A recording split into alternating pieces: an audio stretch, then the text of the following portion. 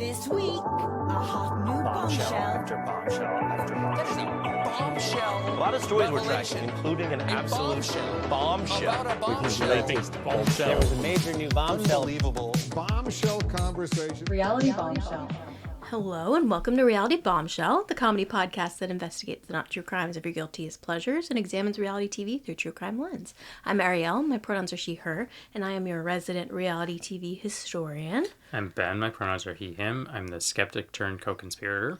Together we connect clues, follow the drama, and unpack all things reality TV, one case at a time. How are we doing today, Ben? Doing great. So, I'm excited to see what you got for me. Yeah, we're going to talk, this is a little more of a concept episode, cool. I suppose. We're going to be talking about reboots in Bravo specifically. Cool. Generally reality TV, but I'm a Bravo expert. Bravo. So, yeah, sure. So the first instance of a reboot that I'm going to talk about here is Real Housewives of New York. Okay. So in 2020, I believe, Real Housewives of New York added a black housewife. Okay.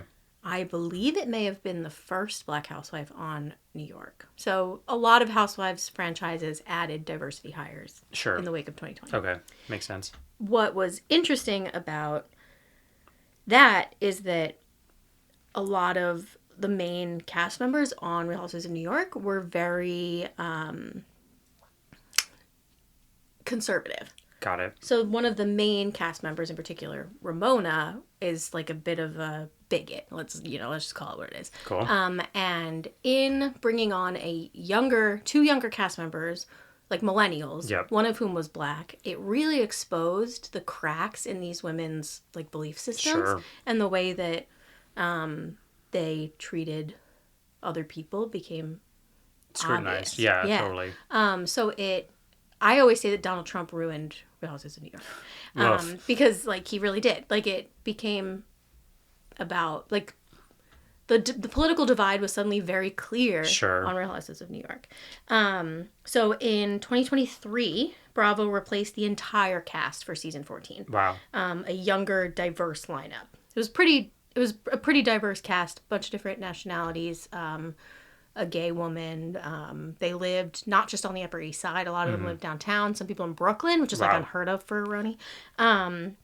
So the same format, but new energy. It was not successful. It was met with a lot of backlash because people loved the original Roni cast. And how long was Roni going for before this? 13 seasons. Wow, okay. So long. Built in the same. Ramona had been there the entire time. Wow. Luann had been there the entire time. Really like a group of women that you knew really well, that knew each other really well. 13 years. That's that you like loved. Yeah. And they became problematic to a degree. Sure. And it had to be replaced. Sure.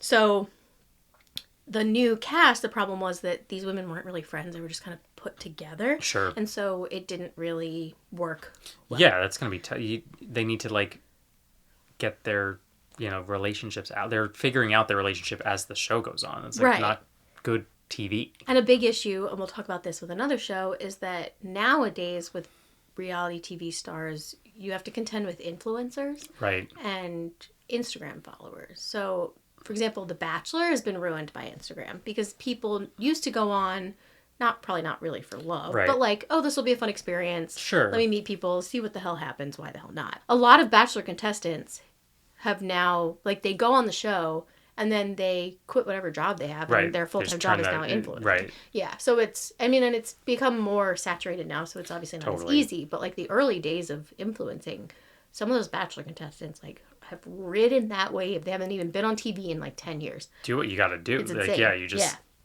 ride that wave as long as you can. Exactly. So that is a big issue when it comes to rebooting shows. Real Housewives of Atlanta, which admittedly I did not watch the revamp, and I haven't seen every season. Okay. But when they revamped it, they lost major like veteran like cast members, but they kept on some, added an old cast member back, and then put in new cast members entirely. Oh, well, that's like a full shakeup. Yeah, so they like kept some OGs, Added an old one in. Added an old, like an early one in, and then added completely new faces. Wow. And that was actually pretty successful. Okay. Because you're now just adding new blood. Sure. Not like, necessarily... You're not changing up the formula entirely. You're just rewriting it a little bit. Right. It's just transitioning. It's not completely revamping it. Yeah. If I'm not mistaken, the season before they did that had just record low views. So that's why they wanted to replace it. Vanderpump Rules, however... completely different story. Sure. Completely revamping. They've gotten rid of all of the cast members. Wow. So what's interesting about Vanderpump Rules, however, is that there was a spin-off called The Valley. Sure. Where a lot of those cast members moved to. So Jax is on The Valley. Kristen is on The Valley. Jax's soon-to-be ex-wife is on The Valley. And then their new group of friends, including someone that was on The Bachelor, actually. Wow. Okay. So as a result, old Vanderpump Rules cast members have been able to kind of like maneuver their way onto the Valley. Sure. So they still have an avenue, but the actual like Vanderpump Rules cast is being completely overhauled with new servers, people actually working at a restaurant. Sure. Because that's what it was initially. And that's what made it so good. Right. And in 2020, actually, they fired a bunch of cast members because of racism. And that, I think, is when the show started to decline. Got it. Okay. And then season 9 was the lowest ratings in the show's history. That is the only season of Vanderpump I have not watched all the way through. Wow. I couldn't do it. That's big for you. I couldn't do it. Yeah, I got bored as hell. Wow. It should have ended with season 10, but at the end of filming season 10, Scandival came out. Got it. How do you not... That was the Right, highest ratings of, I believe, any Bravo show ever. I wouldn't be shocked How by do you that. not ride that out? Right. The problem is that the cast imploded. Right. I mean, suddenly everybody can't kind of repair hated that, each other. Yeah, right. And so season 11, they tried to like keep it going, but Ariana refused to talk to Tom. Makes sense, as she has no obligation to. Sure. But the show can't really exist without Ariana because she's the reason why it blew up in the first place. So that Vanderpump Rules is... They're all different scenarios here, but we'll see how Vanderpump Rules does with the revamp.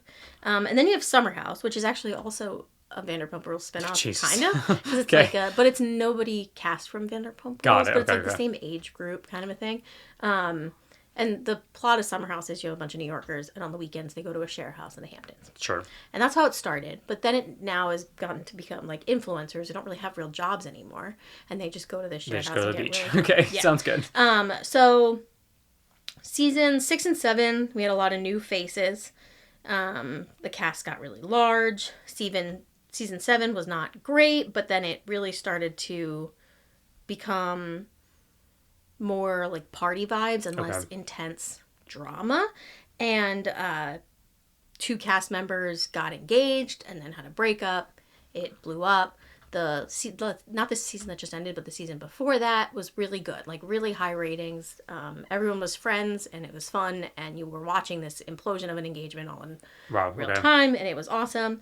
But then the season that just ended was not spectacular because 2 of the cast members just had a major breakup. Right. So you have to rebuild a little bit after that. Rebuild that. One of the like staple cast members is like 40 something and still partying. The woman that broke up with her fiance was now pregnant with another guy's baby. So it's like, will she even be coming back next year because she will literally have a child? Right. And it just became like a contrived show with influencers. Right. So they just announced that a bunch of people are leaving. So a bunch of like veterans. Carl, who was the guy that broke off the engagement, he's leaving. Paige is like the biggest name in Summer House. I don't know if you've heard of the podcast Giggly Squad. I have. Yeah. That's Paige. It's Hannah Berners. Yeah, Hannah Berner and Paige met on Summer House. Or they were on Summer House together. That. Okay. Yeah. And I just know Hannah as a comedian. I didn't realize she was. They were on Summer House. Hannah was on for like, I want to say like 2 or 3 seasons. Wow. And she had a huge blowout with Kyle, who's the 45-year-old that's on the show. And no one else really liked her except for Paige. So Kyle called them the Giggly Squad over there, and then they made a podcast. I didn't realize that was a spin-off of Bravo. That's crazy. But because they don't talk about it on the show, on their podcast. Okay. Like Giggly Squad has become like a separate thing. Sure. They don't talk about Summer House on the show. even when they were on the podcast together while still on the show, I believe. Wow. Paige has completely blown up. I mean, has like DSW collabs now. I mean, Giggly Squad sold out like 2 shows at Radio City Music Hall. Yeah, they had like an 80 city tour that was like unbelievable. Yeah, so she doesn't need Summer House anymore. Right. And it's become like, it's almost like she's there for a job. Right. Like for the fun of reality TV. Totally. So it kind of needed a shakeup. So we'll see how Summer House goes. Sure. But I think it is really interesting when we have these like large shakeups because particularly with Vanderpump and Roni, you have political reasons why these shows are being shaken up. And Bravo did take it to heart to like get rid of people that were accused of racist actions. Sure. Yeah, I don't really have much. I mean, that was super interesting. Like stuff that I like wouldn't think about. Yeah. And would obviously know none of this. So well, it's tough. Like with The Bachelor, right? You have a new cast every season. The big thing that happened in 2020, I think, with The Bachelor was Chris Harrison, the longtime host, got fired. I have heard this because of some comments to do with race, right? Which we can uncover in a different episode. That's Please. A fun one. That was crazy. That was like the big shakeup, but that's just one person. Right. When you have something like Roni, I have not watched the new Roni at all. I'm going to have to for an upcoming episode. Sure. But I did not want to because I was protesting it because the original Roni is... And you lost Luann. Lost Luann, yeah. And I don't feel like... None of the new characters like really spoke to me. Sure. And then all I heard was how boring it was. And then after 2 seasons, they were like, okay, we're putting it on pause. We need to figure this out. So there isn't even going to be a 3rd season of the new Roni the way it exists now. Interesting. What I think they learned from Atlanta is that it works well when you have a bunch of new faces, but you still anchor it with fan favorites. Sure. That makes it, like, again, you're not rewriting the whole formula. You have what works and you're just, adding some spice in there to... Exactly. Yeah.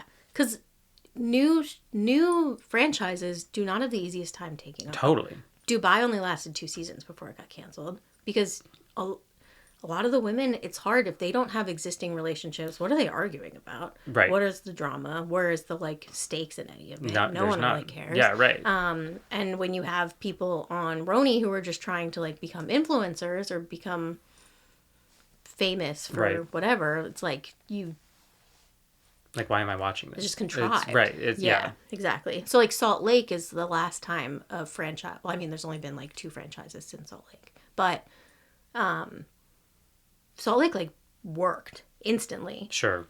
Honestly, truthfully, because Jen Shaw was psychotic. And because of they were all friends. And because of the blow-up with Jen Shaw. Like, the arrest probably the arrest helped. was season 2. Right, but that Season helps. 1 was successful. Sure, but, like... Oh, that definitely Where would they have gone in season 2? Oh, yeah, without the arrest. Oh, yeah, no question. Yeah, right, absolutely. like, that may not have lasted longer had something had a blow-up not happened. Yeah. But Salt Lake City's, like, introduction to Real Housewives was, like, a pretty solid one. Sure. We have Real Housewives of Rhode Island coming up. It'll be interesting to see how well they pull that off. Because interesting that they chose, like, Rhode Island instead of, like, Boston. Like, I feel like Massachusetts is right there. Right. I think that it's... or New England. New England. So they're looking for friend groups. Sure. Existing friend groups. Makes sense. And they have to, like, test it and see how it goes. So, like, there's always been talks about, like, New Orleans and... For sure. Rhode Island just feels very specific. Odd. Yeah. What I've heard, a lot of people initially just assumed Rhode Island would be, like, the mansions that are in. Yeah. But Rhode Island has a humongous Italian community. Oh, didn't realize that. Me neither. So what I've heard is that it's going to be a little more Real Housewives of New Jersey than anything else. Interesting. Which will be fun. And Rhode Island is so small that everybody knows everybody's business. Yeah. So that'll be interesting. Real Housewives of New Jersey actually was just... I don't know if canceled is the right word, but it was put on pause and they're completely rebooting it. Okay. Because it got to the point where there are 2 main characters on New Jersey, Teresa Giudice, and then her sister-in-law. And they have been butting heads the entire show, and it got to the point now where they refuse to talk to each other or even film together anymore. Wow, okay. So now the entire formula of Real Housewives of New Jersey, Right. completely gone. What Right. do we do now? The last season was like full impasse, like this cannot continue because it's just not Wow, that's tough. sustainable. Right. So now they're redoing it. What are they going to do? It'll be interesting to see. Yeah, that's my take on reboots. Cool. Yeah. I mean, that was super interesting. Cool. I'm glad. Yeah. Yeah. We'll see. I'll keep you updated on Please how do. all these reboots go. Cause, Sounds good. I think it's so far Bravo is like 1 for 3. 1 on my 1 for 3 on general ones, but like they ruined Roni. Sure. Well, Donald Trump ruined Roni. Sure. Ramona ruined Roni. Like I get it, but they And could have. Scandival ruined VPR, but like those totally ruined Roni VPR. and VPR were your 2 big. They are things, my and they're like, gone the now. pillars of my personality. I Yeah. know, and they're both gone. I know. How do you like continue on? You know, you just have to you have to think, be grateful for what happened. You True. know? Cry, Smile because it happened. Don't cry Don't because cry. it's over. Yeah. Yeah, like something like that. Smile. Yeah, you know what I'm Whatever saying. Yeah, Sabrina whatever it Carpenter was. said, Yeah, yeah. exactly. So, I'll just continue to rewatch the 13 seasons of Roni. Well, I don't watch the 13th season because that's when it all started to fall apart. But Sure. 12 seasons of Roni plus 8 seasons of Vanderpump. I mean, where- that's solid amount of 20 television. seasons of Like, content. You I'm got a lot okay. there. Yeah, Yeah. right. But it does bum me out. And then the Valley has been like a good VPR substitute. Okay. So you got like it's replacement continued. for now. Yeah. Right. And they've tried to do they'll do spin-offs like Bravo does Ultimate Girls Trip, where they'll have cast members from all different franchises go on a trip together.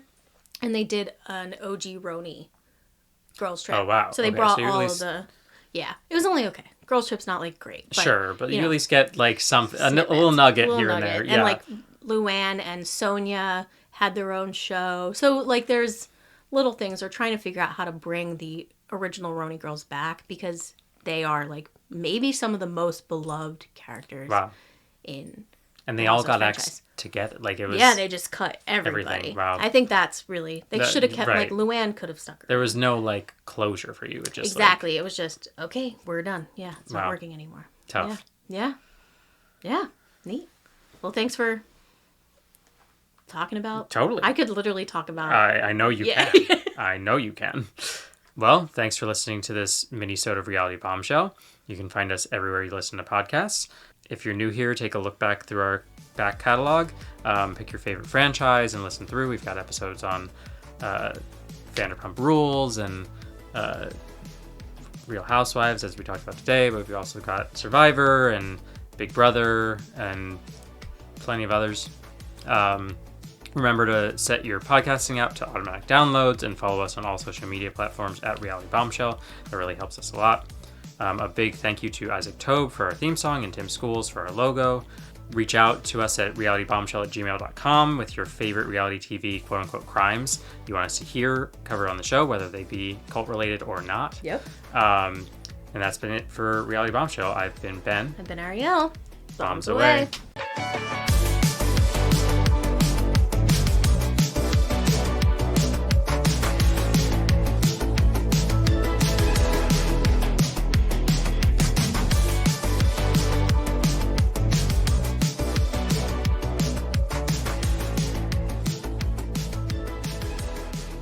Reality Bombshell.